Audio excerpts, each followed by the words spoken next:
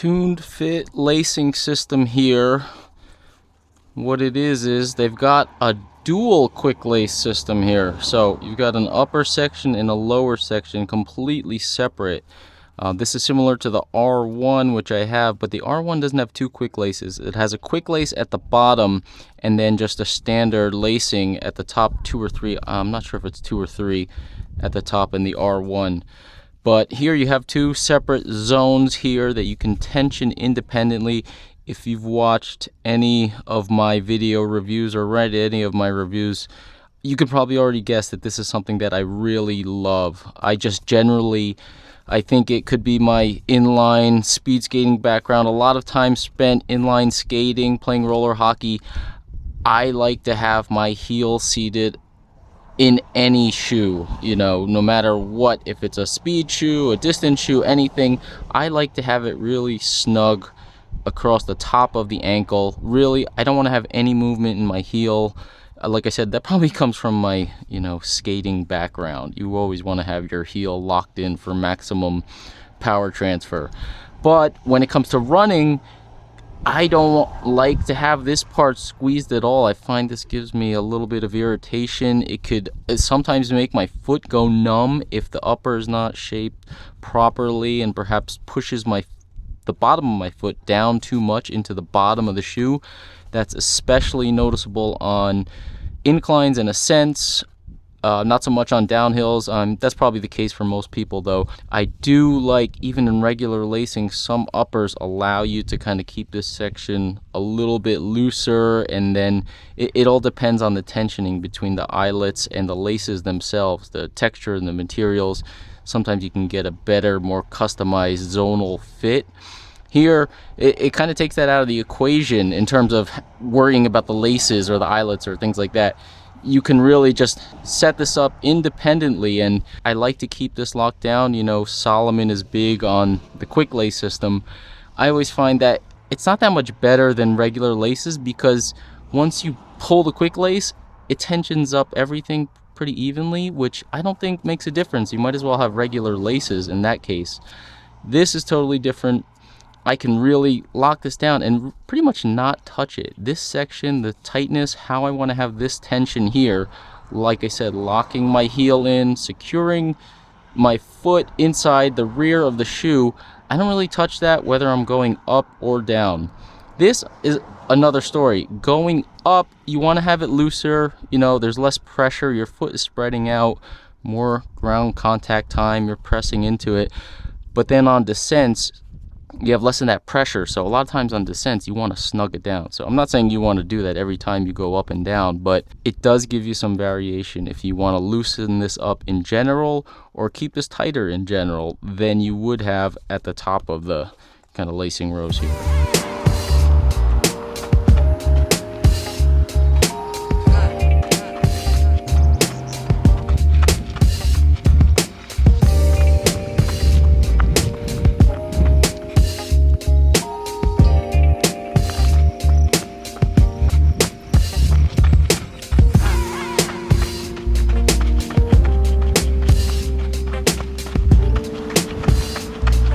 I did my lace tensioning just right in the parking lot there. That's one of the things with regular laces.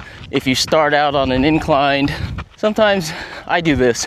Probably lace up my shoes a little bit too tight, and then as I'm going up that first incline, a lot of the trails around here actually are kind of like that. Start off going up, and I'll just notice a little bit pressure under the balls of my foot, a little bit of squeeziness just because I did my laces too tight. Really great here. You can tell already, I just love it. Kept a little bit of extra tension in the lower area, and then the upper area snugged down just how I like it. I'm curious to see the feedback on this lace design once more content starts coming out about the shoe after the release. I honestly don't see any downside. Sometimes I'm not a fan of a quick lace. Sometimes, like I said, regular laces would do just fine, and you can always just cut them off if you don't like them and switch them out to regular laces. But I think this zonal system really does work, really does have benefits. There's no issues in terms of tucking the quick lace tab in. You can see The garage at the top for the upper section, pretty snug, pretty nice. Plenty of space in there, no problems.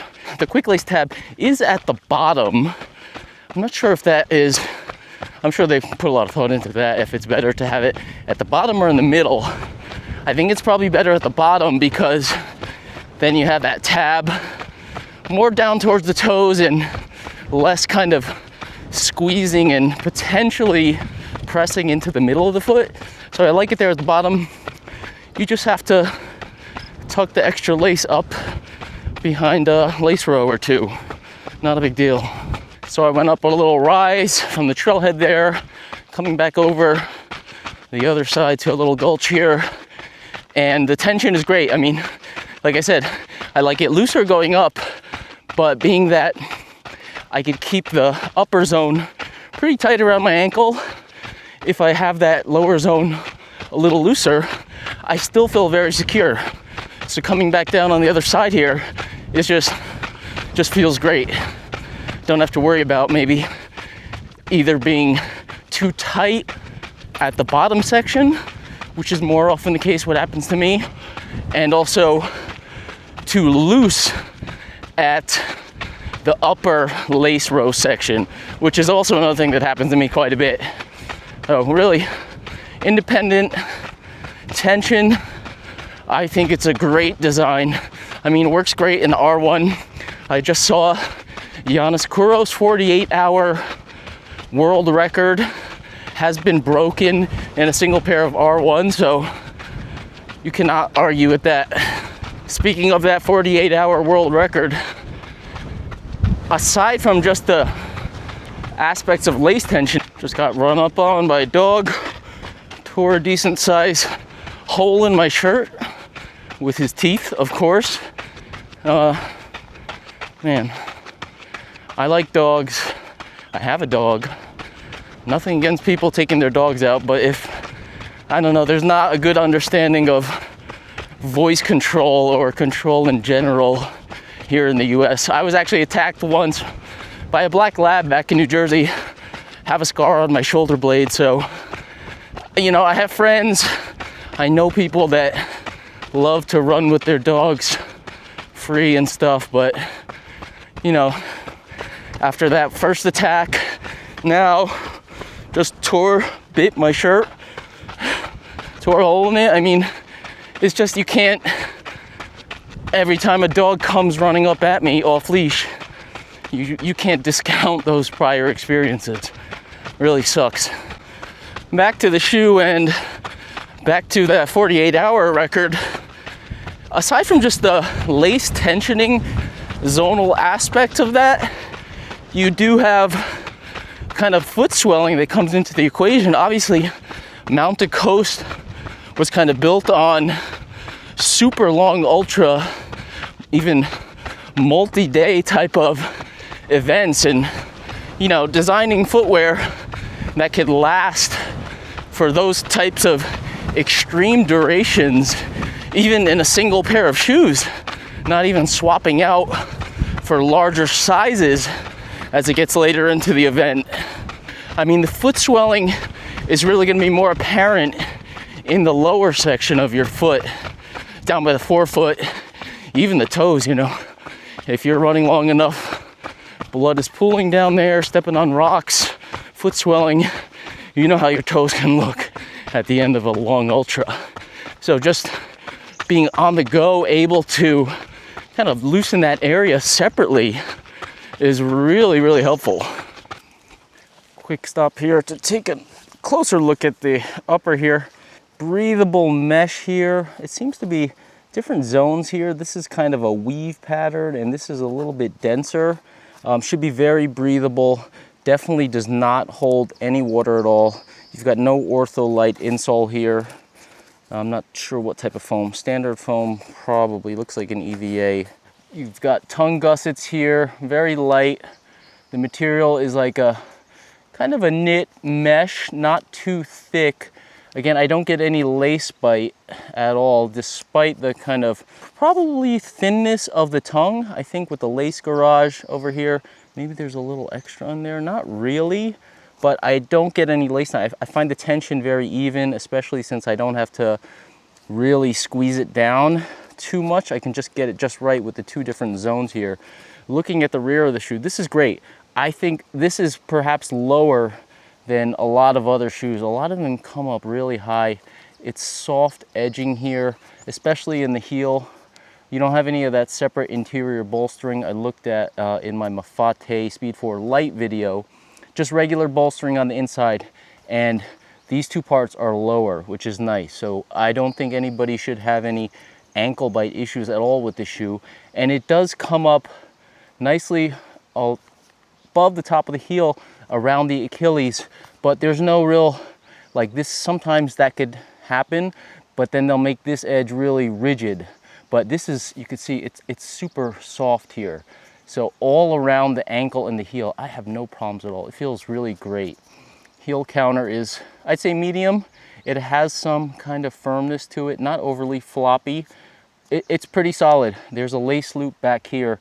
They're still in development. They're gonna have a custom gaiter, which I think I'm gonna be able to get a chance to test, but they are not available right now. But there's a loop back there, which is very nice because I like to have a gaiter for longer races. I'll get back on the run and maybe take a closer look. Let's talk midsole here. This is Mount to Coast's LightCELL, which is a supercritical nitrogen infused PEBA. The spec is 36-32 for a 4 mil drop. I did manually measure 30. That's about a moderate to high stack, I would say. 36 at the heel. Not super high stacked, super shoe range, but it's also not thin underfoot like a speedier racing shoe. But you do have a very light weight, 9.5 ounces, 268 grams. Just ran into Matt Larson. He's out on his long run. 5 hours, he said. Pretty long. At least it's cooler than yesterday. He's a very awesome professional photographer. I did a Brooks photo shoot with him. I was a model for a day. So 9.5, 268 grams. That's in a US 9.5, which for me is true to size.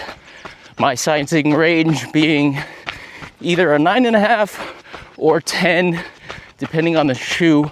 I have the R1s in the US 9.5.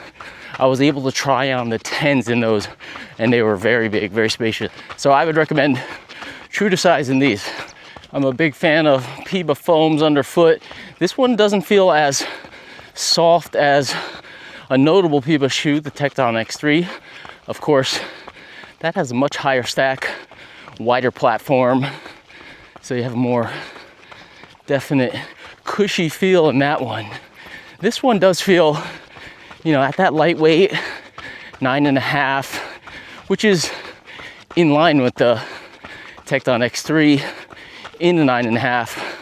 But being that you're closer to the ground, it just feels a lot more responsive, I would say.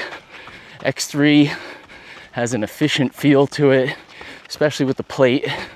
This one just feels no plate involved, so just a responsive feel from the PEBA. Doesn't overly sink in, doesn't overly bounce, kind of like somewhere in the middle there. Really great for training. Thinking about where I would classify this shoe, 100%, this is an awesome, awesome training shoe. The weight is right there. Being mid-stacked is just excellent. They feel cushy, yet responsive with that PEBA. There's no plate or anything in the mix to kind of foul you up or give you perhaps a feel that you don't necessarily want outside of race day. Good amount of flexibility underfoot. We'll stop for another close-up up ahead, but the flexibility is great. Love that in a training shoe. It could certainly also be a racer. I mean, up to any type of distance. The R1 midsole is extremely durable. I mean, we're talking about 48-hour world records, backcountry ultra 6-day events. It definitely doesn't pack out. It has a resilience to it that other foams don't have, at least to that extent. And this foam is quite similar. So depending on how you want your shoes to feel over a longer distance, perhaps you just like a deeper level of cushion, then you could want or look for something with a higher stack for sure. If you're kind of in the moderate range, but maybe some moderate shoes can feel a little thin, can feel like maybe over the course of a long event, they do start to feel thin. I would think this would be an option in that kind of realm.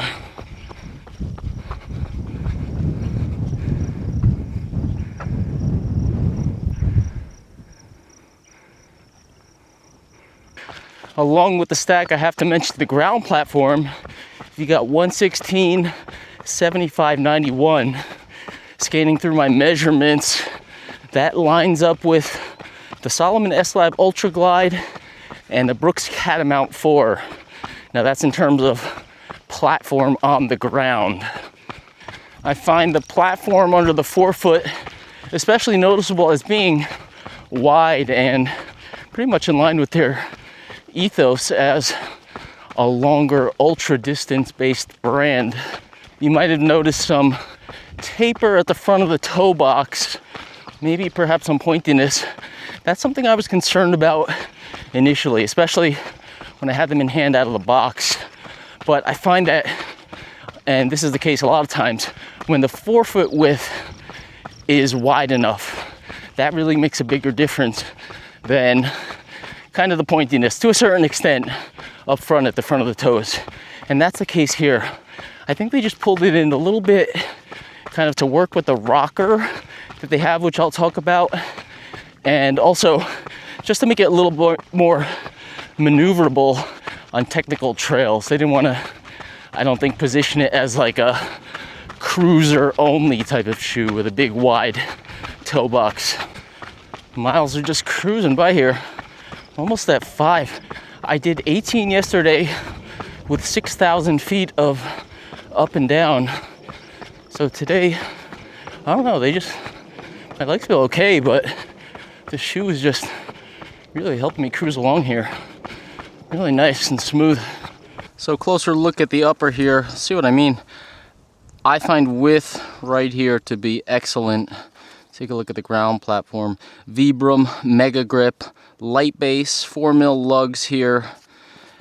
Does have a bit of a taper up here visually, and also I would say it actually does taper a bit, but I find that this is wide enough that it's not problematic for me, even at a 9.5. Oftentimes with the kind of tighter toe box, I'll just size up and go with my 10. I don't find I need that with this shoe. You can see how this kind of knit tongue extends down here and cuts across here, so I think that gives a little bit of play to allow the foot to expand in this lower zone right here. You could see gives a little bit of flexibility here. I mean, I find the ground feel on the run, given the kind of softness and dynamic ride, ground feel not in the sense that it's thin, ground feel in the sense that it's really adaptable, and I could kind of feel it even though you still have a solid healthy 32mm under my forefoot here. It's really good. Look at the flex here. You see, no plate, you know, very flexible. You know, I had a Terrakiger 10 and that was essentially like twisting it in half, but you have more stack here. So 36, 32, I can't complete, I mean, I probably could, but this is very good amount of flex and lateral flex too. You could see how this is gonna, if I'm on a rock, like you can't see that there, but if I'm going over a rock, you could see how this is gonna really contour around in multiple planes. Does that make sense there? It's gonna grab underfoot, so it's gonna cushion you from that rock, and it's gonna grab it a little bit. Protection wise, obviously without a plane or anything like that, you'll feel things going through as much as you would any other 32mm under the forefoot non-plated shoe. So, you know, you can't expect miracles there, but 32mm is enough to soak up small rock hits, and you know, you don't have to pay extreme attention and avoid every single rock on the trail. You know, you could kind of run over some stuff, just, you know, some stuff will push through. Yeah, this is, I've got about 50 miles in this. Aside from taking them off here for these close-ups, I have not adjusted the tension at all on this run. Just great, right from the parking lot. Got my sock all, this brush here.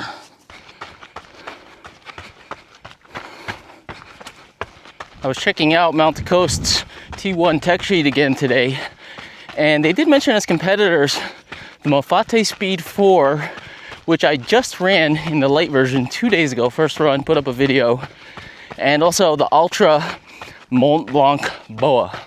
I have not run in any of Ultra's kind of performance carbon fiber plated trail shoes at all, so can't comment on that one. But I think the Mofate Speed 4 as a comp is pretty much on target, especially the light version, being that the upper material here is a lot more similar to the kind of minimalistic upper of the light versus the thicker kind of standard upper of the regular Speed 4. I think now that I read that in the tech sheet, I will have to do an A/B test, because the feeling of this PEBA foam, the comfort, the cushion, is close but not the same as the Mofate Speed 4. There's differences in the feel and the ride, also underfoot. I think I'll need a separate video to have a lot more details on that. There's quite a healthy toe sweep at the front of the T1 here. Oop, another snake.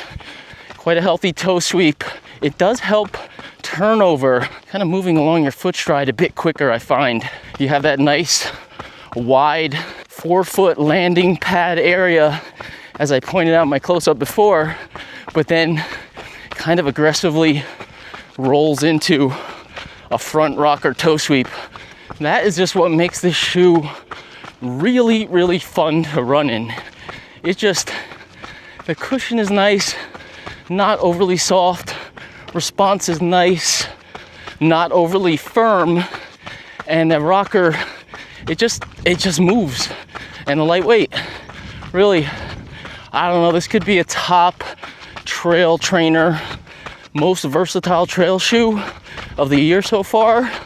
Surely on the podium. Taking my shoe off again here. You could see what I mean. It has a rocker, but it's kind of like really up front here. It has this really nice base, so it's not, I've been running in North Face shoes a lot, and that has more of a rear and front rocker, and I feel like it starts a little earlier in that shoe.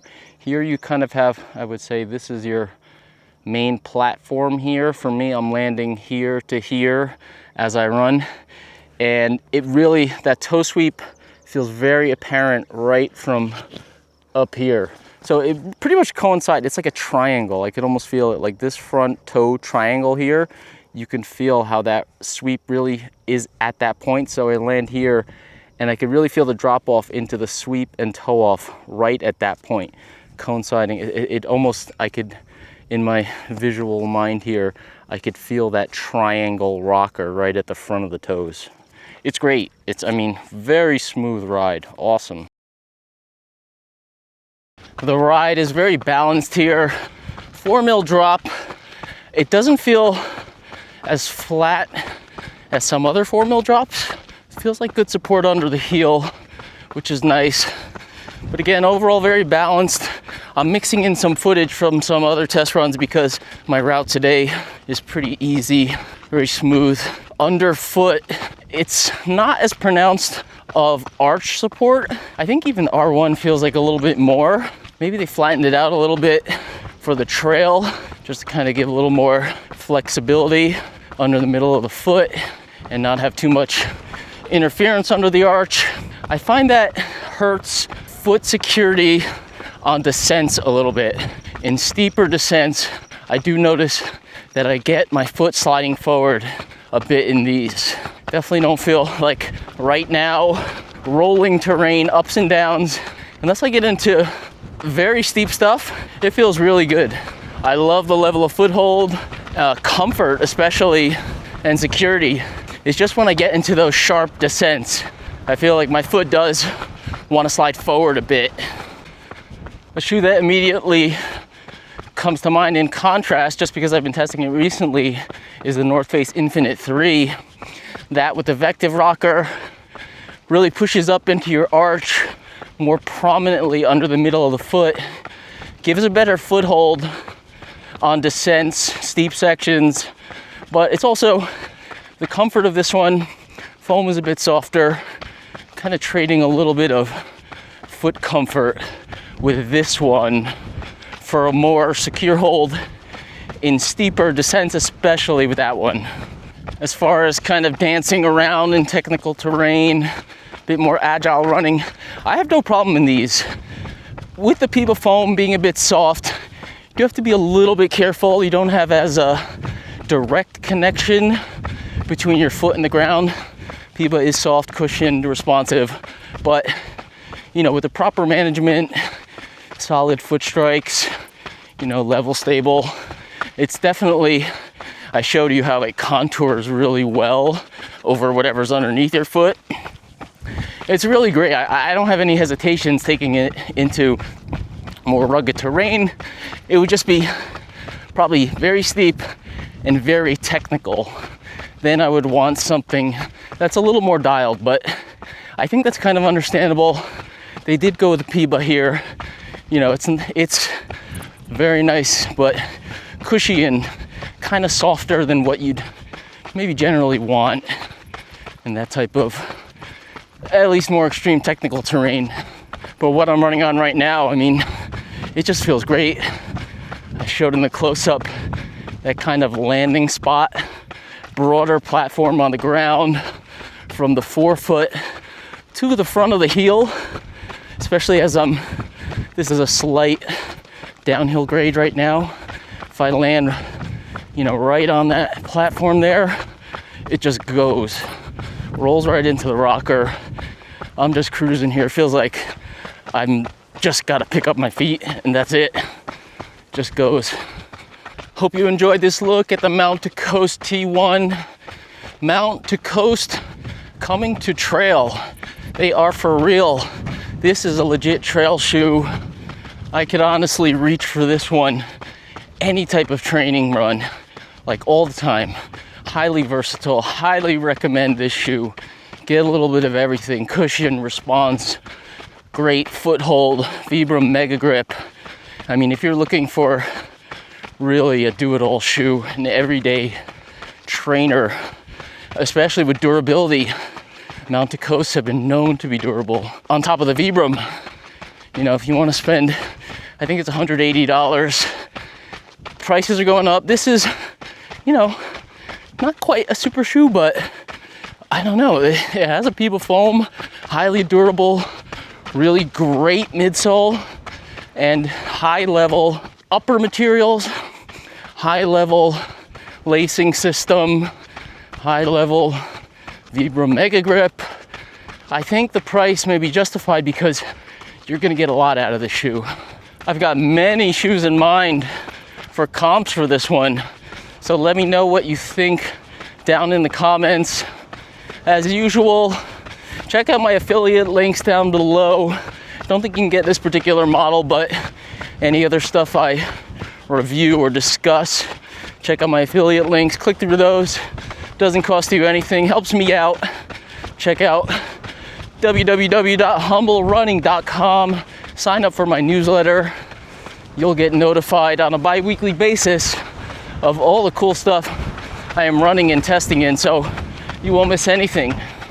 I hope you are enjoying a great day out on the trails in a great shoe as I am today.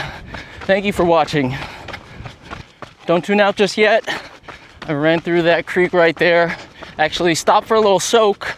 So hit a lap timer and see how long it takes for them to kind of feel dry, or at least pretty normal again. So hang tight. About 16 minutes since the creek soak there. You can see the material see-through. The toe of this sock is the same color here. So you could see that kind of yellowish tint peeking through. You can see here how dry that is right there and how it's kind of gradually drying out there. My socks feel wet, of course. Again, you can see here drying up here and a little wet on the edges. My socks feel wet, but I don't feel like I'm squishing water anywhere in the bottom of the shoe. They definitely going to be one of the better shoes in terms of drainage. I mean, just look at the material, highly breathable, highly drainable. Quick check on the toe box here. Not sure if I did that. I'm at a 9.5 and I'm right here, so I don't quite have a full thumbs width. Might have about 2/3 here, which is comfortable for me in this shoe.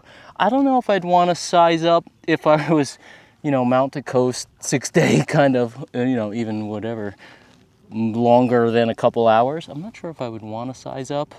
I like how they feel as a training shoe in the range that I have been running in.